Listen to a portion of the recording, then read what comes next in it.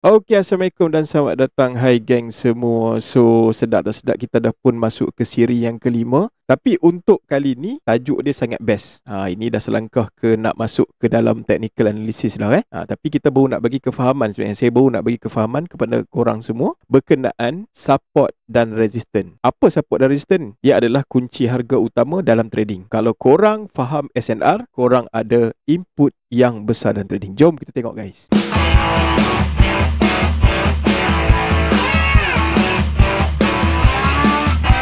Support dan resistance adalah dua konsep asas yang sangat penting dalam analisa teknikal forex. Ia membantu pedagang menentukan zon harga penting untuk membuat keputusan beli atau jual. Okey, mari kita pecahkan secara ringkas dan mudah. Okey, zon support ataupun sokongan. Definisi zon support dan sokongan ialah paras harga terendah di mana harga cenderung berhenti jatuh ataupun berhenti turun dan mungkin mula naik semula. Ini kerana pada tahap ini, pembeli biasanya akan mula masuk ke pasaran untuk mencipta tekanan pembelian. Maksudnya, dia adalah harga lantai yang paling rendah sekali. So, kawasan paling bawah kita akan fokus kepada buy lah. Kita tengok contoh mudah. Bayangkan harga emas turun ke paras 100 dan setiap kali sampai ke paras itu, ia akan naik semula. Maka RM100 dianggap sebagai support. Contoh dia macam ni, okay, price daripada harga 150 turun sampai ke RM100. Bila sampai ke RM100, dia naik balik untuk kali pertama. Dia naik balik sampai ke 150, dia turun balik ke level 100. So, dia turun balik ke level 100 tadi. Okay, dah dua kali dia turun. Jadi, kali kedua dia turun, kita dapati itu adalah kawasan cenderung yang kita panggil kawasan yang dianggap sebagai support lah. Sebab tadi dia sampai kat situ, dia naik balik. So, yang ni pun dia sampai balik, kita buy balik untuk naik atas.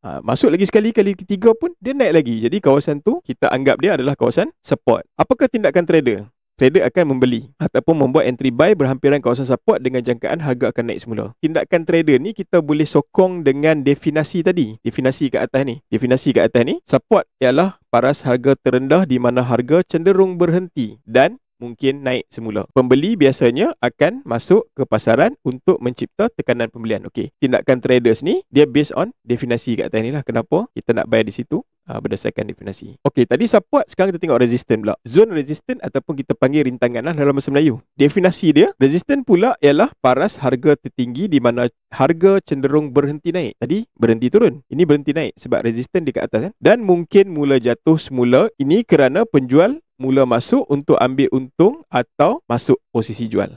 Dia ada dua sebab. Yang buy tadi dah sampai kat resistance, dia take profit. Dia dah buy kan, dia nak ambil keuntungan, dia tutup entry dia. Dia ada dua kat sini. Sama ada dia take profit ataupun dia masuk entry sell. Contoh mudah. Jika harga Bitcoin naik ke paras 70,000 dan sentiasa jatuh dari situ, maka 70,000 dianggap sebagai resistance. Okey, simple. Price daripada 60,000 naik sampai ke 70,000, sampai je level 70,000 dia turun. Itu kali pertama. Kali kedua sama juga. Daripada 60,000 dia ke 70,000, dia turun. Kali ketiga pun sama. Sampai ke level 70,000, dia still turun. So, kawasan tu kita boleh anggap dia sebagai kawasan resistance lah. Sebab price tak berjaya melepasi kawasan tu. Apakah tindakan trader? Tindakan trader dia akan masuk entry sell lah, berhampiran dengan kawasan resistance dengan jangkaan harga akan turun semula ke bawah. Sama juga, tindakan trader ni dia akan patah balik kepada definisi tadi. Dia patah balik kepada definisi. Definisi dia apa? Resistance adalah paras harga tertinggi di mana harga cenderung berhenti naik. Kat sini kita dapat lah, sebab tu kita sell.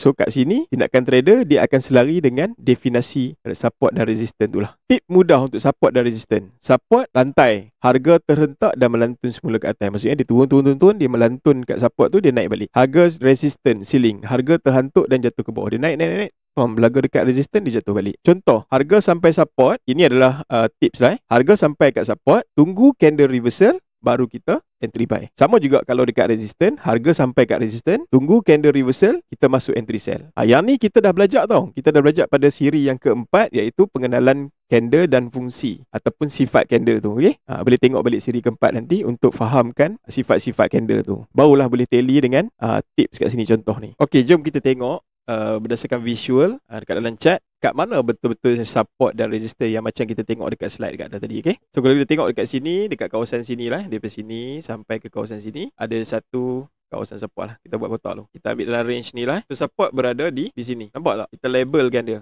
Kita labelkan dia sebagai S. S stand for support lah. Okay? Sini pun support. Nampak tak? Okay, price buat support, dia naik atas, dia turun balik kat sini, jadi support lagi. Nampak tak? Bila ini support, price sampai sini, dia lantun balik ke atas. So, ini adalah kawasan kawasan support yang diterangkan dalam slide kita tadi. Cara penandaan dia adalah shadow ke shadow. Daripada body ni, last body candle ni, tanda dia, sampailah ke shadow ni. Penandaan zone, cara penandaan zone support. Daripada body, last body ni, tak nampak kan? Last body dan last shadow. So ini akan jadi zone support. Bila price masuk balik ke dalam ni, kita akan membuat entry buy lah. Itu contoh untuk zone support. Kita tengok pula untuk resistance. Okey, sekarang kita akan tengok pula untuk contoh resistance. Kita tengok dalam kotak ni, dalam konteks kotak ni. Saya akan buat penandaan kotak dekat sini. So kita tengok kat sini ada satu zone resistance. Dekat mana? Dekat sini. Kita buat penandaan macam tadi kat, daripada shadow sampailah ke body sini. Jadi kawasan sini adalah kawasan resistance. Kita boleh tengok dekat sini banyak kali price masuk, jatuh. Masuk, jatuh. Masuk, jatuh. Masuk, jatuh. Jadi kawasan ini cenderung dan sangat signifikan untuk menjadikan kawasan tu adalah kawasan resistant ataupun kawasan halangan untuk dia naik. Itu adalah contoh lah. Okay, kita buat penandaan sikit. R stand for resistant. Okay, R stand for resistant. Nampak tak? Resistant. Dia buat lagi. Resistant. Dia buat lagi. Resistant. Banyak kali dia test ni. Bukan sekali. Nampak ni. Banyak kali. Resistant. Dia buat lagi. Kat sini. Resistant.